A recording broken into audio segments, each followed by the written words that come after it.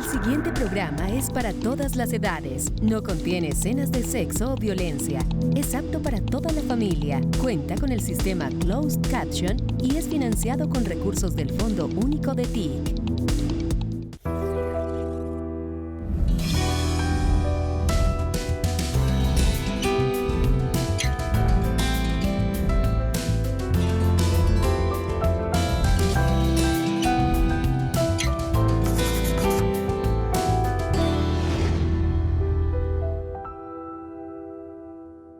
Hola, ¿qué tal? Bienvenidos a Entrevistas con Alma de País. Hoy hablaremos de la reforma a la salud. Por supuesto, desde la explicación de los temas más importantes, pero sobre todo desde y para la gente. ¿Por qué el servicio no es equitativo para todos? ¿Por qué todavía en Colombia hay personas que nunca han tenido acceso al sistema de salud? ¿Sí? ¿Por qué hay niños que no cuentan con el sistema de vacunación completo? ¿Cuál es la situación actual de los médicos? En fin, para responder estos interrogantes y muchos más, conversaremos con el doctor Germán Bayona. Él es jefe del Servicio de Cirugía del Centro de Investigaciones Oncológicas San Diego y vicepresidente de la Federación Médica Colombiana. Doctor, gracias por estar con nosotros. Muchas gracias, Patricia, por la invitación. No hay nada mejor, no hay un placer mayor que hablar con una persona que de verdad se para desde una esquina objetiva a ver la realidad de la salud en Colombia, y ese es usted. Cuéntenos en primera instancia por qué es tan importante esta reforma a la salud para el país. Mira, hay muchos elementos que plantean la importancia de eso. La más importante de todas es porque el sistema actual no permite el acceso al sistema de salud a la gran mayoría de los colombianos. Incluso hay un grupo de personas que plantean que funciona bien porque en la ciudad funciona bien, pero resulta que incluso dentro de la ciudad tenemos una gran cantidad de barreras de orden administrativo, geográfico, de dificultades para que las personas puedan acceder de manera adecuada a un sistema de salud, a la atención de la enfermedad en realidad. Ese es un primer punto, el tema de la atención de la enfermedad. Y un segundo punto que me parece muy importante es que el sistema está planteado para atender a la enfermedad y no para prevenir la enfermedad. Y es un sistema que, visto de esa manera, pues es inviable. La medida en que tenemos todos claro que los recursos de la salud son finitos, se acaban con facilidad, pues hay que cuidarlos. Y la única manera de cuidarlos es evitando que las personas se enfermen. Entender que la salud es transversal a todas las esferas de la sociedad, a todas las esferas del ser humano. Y entonces, en ese sentido, pues es muy importante entender que sin salud hay mucha gente, había una frase muy especial que nos llena desde niños, si tenemos salud, lo tenemos todo. Sí, la salud es todo. Pero resulta que al contrario también, si no tenemos trabajo, pues no tenemos salud. Si no tenemos alimentación, pues no tenemos salud. Si no hay agua potable, no hay salud. Si el medio ambiente está mal, pues no hay salud. Y eso es lo que plantean los determinantes sociales de la salud. Entonces, una reforma que plantea no solamente atender al que se enferme, sino prevenir y hacer la detección temprana del enfermo para que no se enferme gravemente, es una reforma que vale la pena. Eso por un lado. Y la otra parte es que definitivamente pues, un sistema de salud como el que tenemos planteado desde el tema económico no puede seguir siendo.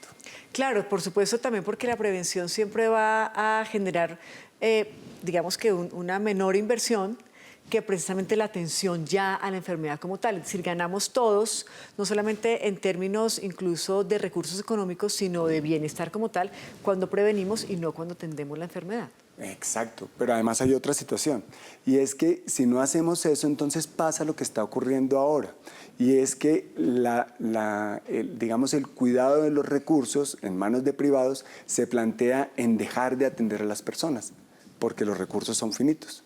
Entonces, si la filosofía del sistema es, además de obtener ganancias para los privados. Además de eso, pues empezamos a generar barreras para poder disminuir los gastos que tienen los privados, pues finalmente las únicas personas afectadas son los pacientes, las personas, los colombianos, los ciudadanos y por ahí también otros que somos los trabajadores de la salud.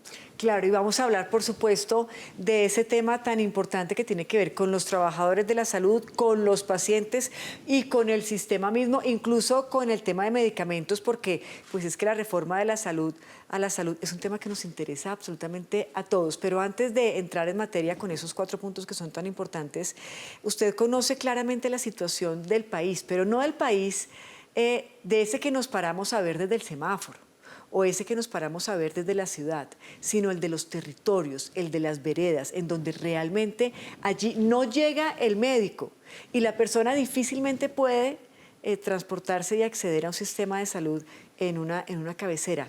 ¿Cómo es esa Colombia que de verdad no tiene sistema de salud? Te lo voy a poner en un ejemplo muy claro. Mira, resulta que no hay que irse tan lejos, no nos planteamos, digamos, la Orinoquía, o el Amazonas, o el Chocó, sino vamos a ponernos en Cundinamarca o en Boyacá. Hay sitios donde para llegar a una cabecera municipal se demoran más o menos 3 o 4 horas, y en el sitio donde están ubicados, pues no hay ni siquiera un puesto de salud básico. No hay la manera de atender un parto. Y si hay un accidente, pues es absurdo lo que está pasando. Pero si nos vamos de verdad a otros sitios, pues yo tengo, por ejemplo, hace poco un paciente que para poder asistir al control después de una cirugía tiene que, obviamente con muletas, con una serie de situaciones muy lamentables, difíciles. Exacto. Tiene que pasar por 2 horas en Río, después 24 horas desde ese sitio por tierra hasta Bogotá para poder hacer un control. Eso es un absurdo. Claro, y en la reforma, ¿cómo se plantearía esa misma historia? Eso es bien importante. En primer lugar, planteémonos la necesidad de los centros de atención primaria. Planteémonos la necesidad de llevar la tecnología para poder para que las personas tengan mejor acceso. De pronto, en este momento no tenemos la capacidad de llevar un especialista a ese sitio, sí, porque además, efectivamente, no es costo efectivo como lo plantean los economistas, pero sí podemos tener equipos básicos de atención que a través de mecanismos de tecnología de la telemedicina pueden perfectamente hacer unos controles sin ningún problema. O sea, la reforma plantearía, digamos, para que nuestra audiencia entienda, un puesto de control cerca a donde vive, de salud, perdón, donde vive esta persona. No, de entrada, los centros de atención primaria deben estar cerca de las personas, lo más cerca posible, pero además, digamos que no podemos tener un centro de atención primaria por persona, pero sí podemos tener equipos multidisciplinarios de salud que están en los centros de atención primaria que pueden ir a buscar a las personas. Y eso lo plantea la reforma. Claro que sí. Y el médico está dispuesto a hacerlo, el profesional de salud está dispuesto a viajar, a ir, a atender. Los profesionales y todos los trabajadores de la salud están en disposición. ¿Cuál es el problema? Pues que no existen condiciones laborales dignas para los médicos y para los trabajadores de la salud. En un momento, porque hay otro tema que yo sé que la audiencia que me está viendo y escuchando se va a sentir súper identificada conmigo. Yo sufro de migrañas, entonces yo voy al médico general y el médico general me manda, no sé, un encefalograma, pero yo tengo que pasar por el neurólogo para poder tener acceso a ese encefalograma y ahí se me van 3 meses. Eso en el caso de las migrañas. Imagínese usted usted es oncólogo en el caso del cáncer. Eso es lo que pasa hoy en día en el sistema de salud, realmente eso es lo que ocurre. ¿Qué pasaría con esta nueva reforma a la salud? ¿Cómo sería ese mismo escenario? Ese es un escenario que estás planteando que me parece muy al lugar porque puede explicar perfectamente lo que plantearía. Primero, los centros de atención primaria plantean la necesidad de médicos resolutivos. Y uno se pregunta, ¿y es que acaso no son resolutivos en este momento? Pues no, ¿por qué? Porque tienen barreras y tienen, digamos, la presión de su empleador o de las EPS para que no sean resolutivos. Y ese es un mecanismo para hacer una barrera. Entonces, por ejemplo, un médico sabe perfectamente que si alguien tiene fiebre en el Amazonas, pues que hay que hacerle una gota gruesa para saber si tiene paludismo. ¿Sí? Sí. De la misma manera, en Nariño, si tiene dolor en la boca del estómago, que hay que hacerle una endoscopia porque en Nariño es frecuente el cáncer gástrico. O que si tiene historia familiar de cáncer de colon, pues hay que hacerle una colonoscopia. Eso lo saben los médicos. Pero las EPS no le autorizan a que el médico haga la orden de eso. Entonces, empezando por ahí. Entonces, usted no puede ir al neurólogo porque se demoraría muchísimo tiempo porque no hay suficientes neurólogos, es cierto. Claro. Eso es real. Pero además, el médico perfectamente puede llevar al neurólogo a aquellas personas que efectivamente lo necesitan, después de que ya le ha hecho el electroencefalograma. Pero si voy al neurólogo para que le digan, sí, usted tiene que hacerse un electroencefalograma. O sea, con esta reforma no pasa eso. O sea, no hay este viaje, esa transición de médico en médico. Disminuye todas esas situaciones de barreras y de baile que le hacen a los pacientes. Pero además hay otra cosa que es muy difícil, y es que tú lo planteas como paciente y eso me parece muy importante. Generalmente el paciente llega al médico en este sistema en el que estamos muy prevenido. ¿Y por qué? Porque la relación médico-paciente se perdió con un sistema de salud como el que tenemos.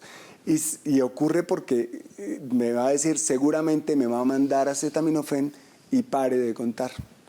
Sí, pero es que además resulta que es así. Es cierto. Sí. Claro, además resulta que es así porque es real. ¿Por qué? Porque no lo dejan hacer otra situación.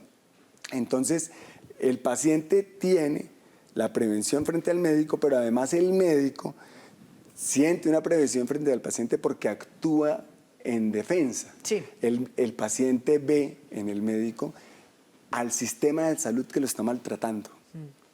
Y el médico ve en el paciente a aquella persona de la que se tiene que defender porque lo puede demandar. La relación médico-paciente en 3, 4, 5 minutos de consulta, porque eso es lo que efectivamente ocurre en una charla de médico-paciente, pues es imposible de establecer. Claro, y con la reforma, digamos, hasta ese tema de profundidad, ese nivel de profundidad, se replantea. Claro, porque es que la relación médico-paciente tiene que ver en este momento con la relación comercial que tienen los médicos y todos los trabajadores de la salud. ¿Y cómo podría cambiar para que la gente entienda? Pues pongámoslo en términos más sencillos. Vamos a ponerlo con una fisioterapeuta. Actualmente usted le mandan una fisioterapia, va a fisioterapia y se encuentra con que la misma fisioterapeuta está atendiendo al mismo tiempo a 10 pacientes para hacerle terapia. Y hay muchas fisioterapeutas que están sin trabajo. En pandemia faltaron fisioterapeutas porque las necesitábamos para la unidad de cuidados intensivos. Ahora todas están sin trabajo. Y una fisioterapeuta atiende 20, 15, 10 pacientes en 15 minutos y le hacen tandas de 10 pacientes en 10 pacientes como si fuera la producción lo importante en ese sentido. Entonces la relación cambiaría si yo tengo la posibilidad de atender de manera digna a los pacientes y lo importante no es la productividad, sino el paciente mismo. Le tengo una tarea, doctor. Sí. Después de la pausa me dice 5 cosas, 5, muy sencillas, muy rápidas porque aquí hay mucha tela para cortar, que de cara a la reforma a la salud cambiarían con la atención al paciente. 5, así, claro. 1, 2, 3, 4, 5. Ya volvemos, ya regresamos.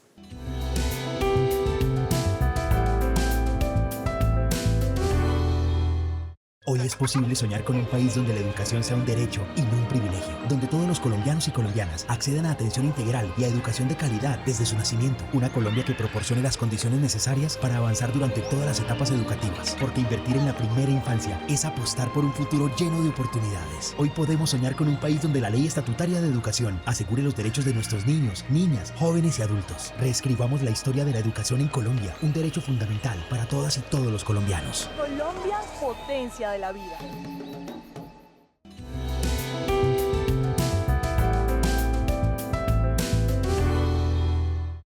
La Cámara de Representantes confirmó que la discusión sobre la reforma a la salud se retomará a partir del mes de noviembre.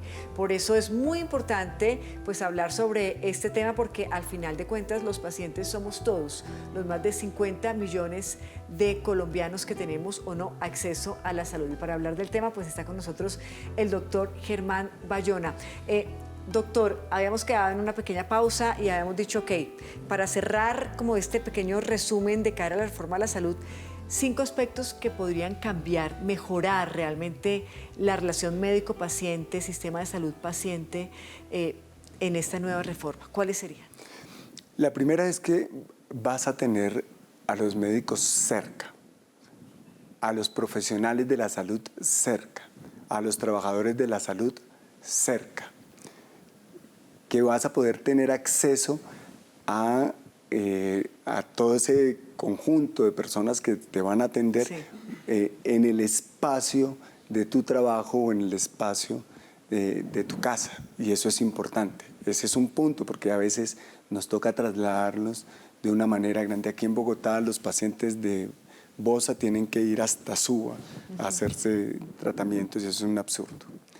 La segunda es que lo traten con dignidad, con humanismo, una situación que se ha perdido. Que deje de ser un negocio. Que deje de ser un negocio.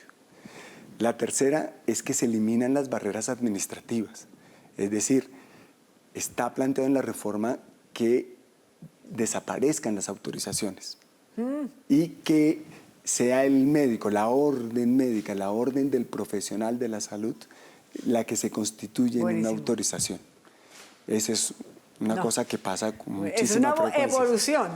Una evolución total.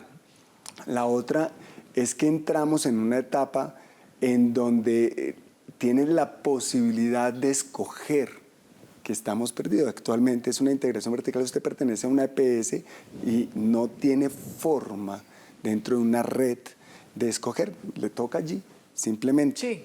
Eso la radiografía es aquí, punto. Exactamente. La ecografía es aquí. Pero además le toca esperar el turno, porque como es ahí exclusivamente, si las cirugías allí están a 5 meses, le toca esperar.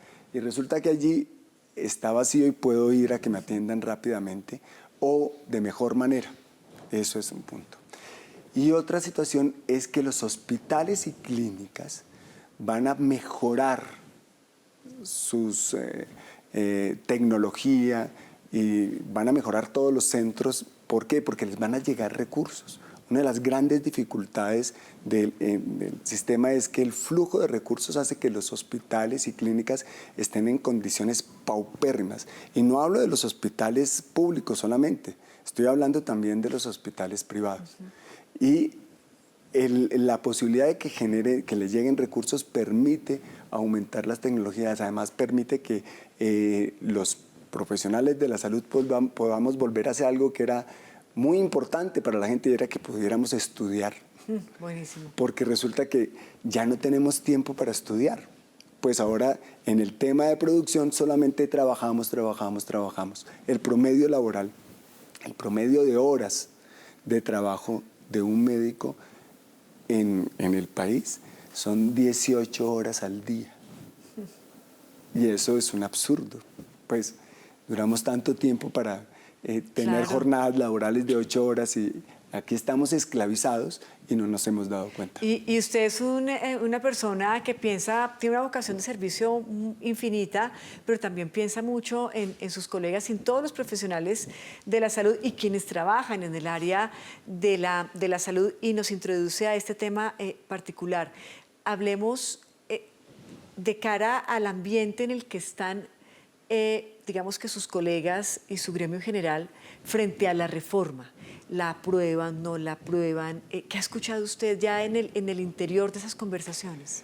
Bueno, yo siento decir que hay una gran desinformación, igual que, digamos, en la población general, dentro del gremio médico, dentro de los trabajadores de la salud hay una gran desinformación.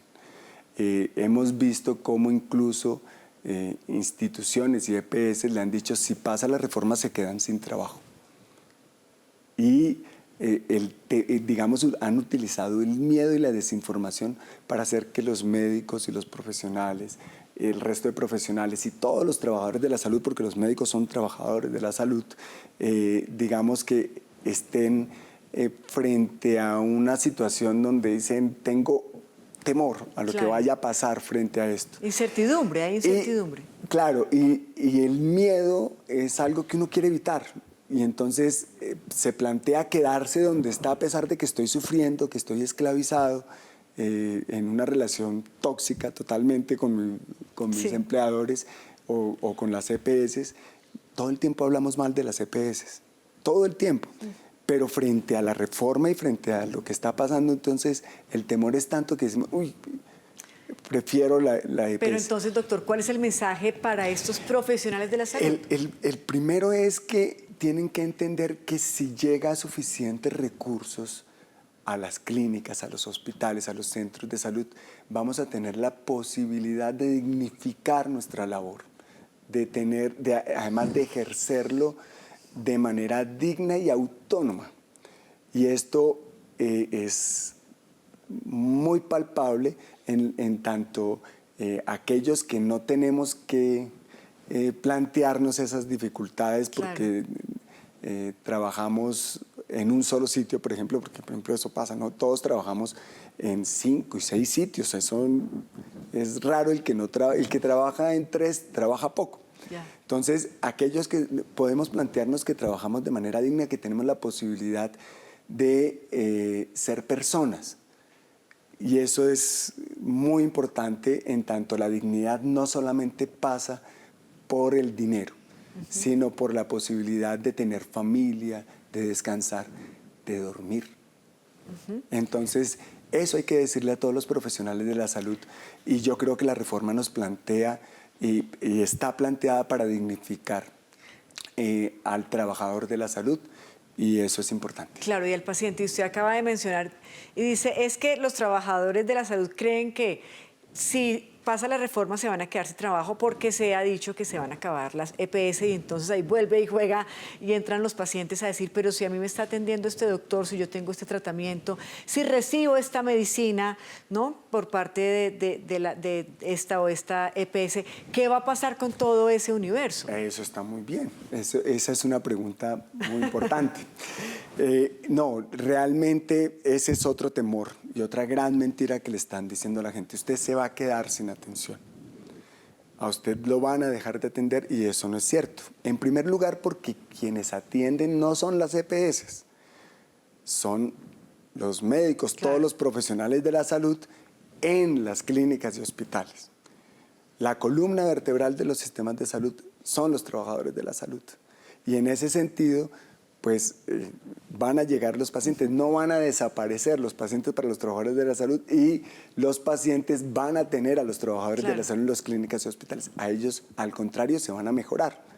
Si las clínicas y hospitales, incluyendo aquellas que pertenecen a EPS, continúan su atención, ¿por qué van a dejar de atenderse? Además, se plantea unos, digamos, artículos para la transición, donde hay, lo que se intenta es asegurar la continuidad de los tratamientos de aquellas personas que son sensibles a eso, los tratamientos del cáncer, de la diabetes, de la insuficiencia renal, de la hipertensión. No va a ocurrir que se van a quedar sin atención o sin medicamentos. Va a existir una situación de subrogación de contratos para que puedan seguir siendo atendidos. Esto es muy importante aclararlo. Claro, pero además si las EPS aceptan ser gestores de salud y vida y entregar todo lo que han aprendido en el tema de administración de redes y demás, pues obviamente ellos van a ayudar y eso esperamos que sean parte y aporten con lo que han construido, claro, ¿sí? Porque no se trata de destruir todo, con lo que han construido, a que el sistema sea mejor. Bueno, ahí está, una pequeña pausa y ya volvemos. Hablamos después de planes complementarios y prepagadas, que es otro Claro, tema también, claro. una duda de nuestra audiencia, ya volvemos.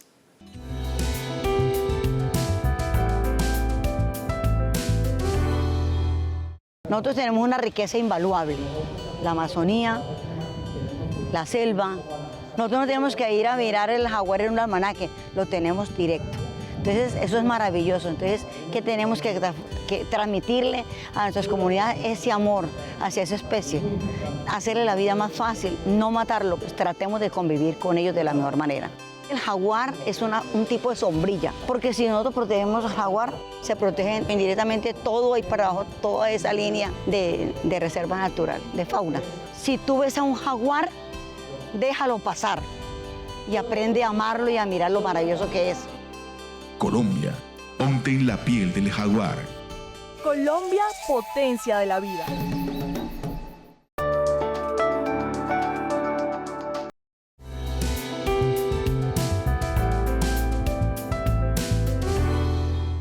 Continuamos en entrevistas con Alma de País, hoy conversando con el doctor Germán Bayona. Él tiene clara la reforma a la salud, la ha estudiado, la conoce desde la A hasta la Z. Y creo que, grosso modo, hemos abarcado los temas que son más importantes para la audiencia y que nos interesan a nosotros como usuarios del sistema.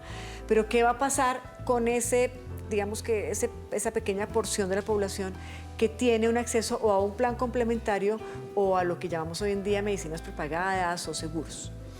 Bueno, mira, la reforma plantea no tocar ni los seguros ni la medicina prepagada. Entonces, la medicina prepagada se tiene que constituir en un seguro, pero ellos tienen que cambiar. ¿Por qué? Porque resulta que actualmente lo que te plantean a ti es afíliate a la prepagada de la misma EPS para que tengas unos descuentos. Pero resulta que la medicina prepagada atiende con otros médicos en otras instalaciones, sí, con mejor hotelería, pero le recobra al sistema de salud. Entonces, ellos están recibiendo el dinero nuestro, sí, claro, para pagar un seguro y ganan por el otro. Sí. Entonces, eso no puede seguir ocurriendo.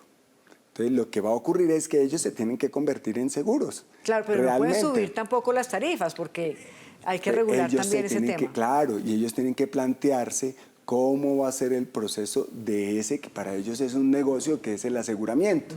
Ellos sí son aseguradores, o se tienen que convertir en aseguradores. Las EPS no son aseguradoras, son administradoras de los recursos de salud. Sí.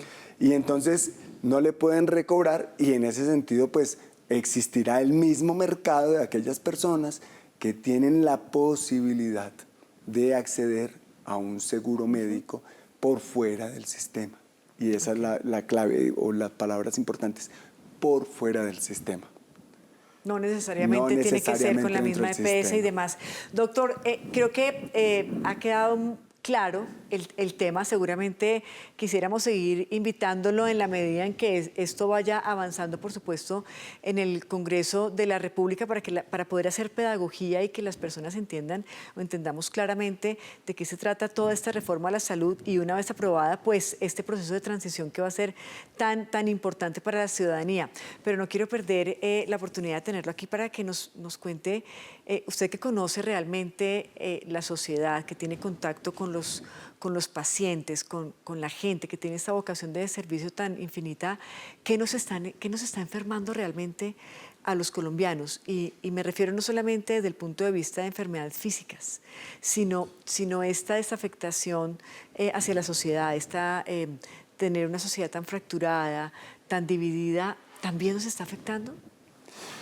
Pues yo creo que es una de las situaciones que nos está generando algo que nos plantea dentro de los determinantes de la salud, que es la violencia. Eso que tú planteas, la visión individual de sociedad, de yo me salvo y no importan los demás, es, digamos, la esencia de lo que genera mayor violencia en nuestra sociedad, ¿no? La mirada individual y no plantearse el tejido social, los elementos de solidaridad, la necesidad que tenemos el uno del otro para poder construir país, para poder construir familias. Las familias son parte esencial de la sociedad y digamos que esa mirada es fundamental entenderla porque en una sociedad que se plantea exclusivamente desde lo individual va a seguir permaneciendo el tema de la violencia. Y la violencia, la paz en general, es parte de los determinantes sociales. Y en ese sentido el gobierno nacional la tiene absolutamente clara. Es fundamental que tengamos paz, paz real, para poder además tener salud y para poder construir una sociedad. Pues muchísimas gracias, doctor, por haber estado con nosotros, por habernos entregado su visión, no solamente de cara a esta reforma, sino de cara a la vida misma. Muchas gracias. A ustedes también, mil gracias por su atención. Nos encontramos en una próxima oportunidad. Hasta pronto.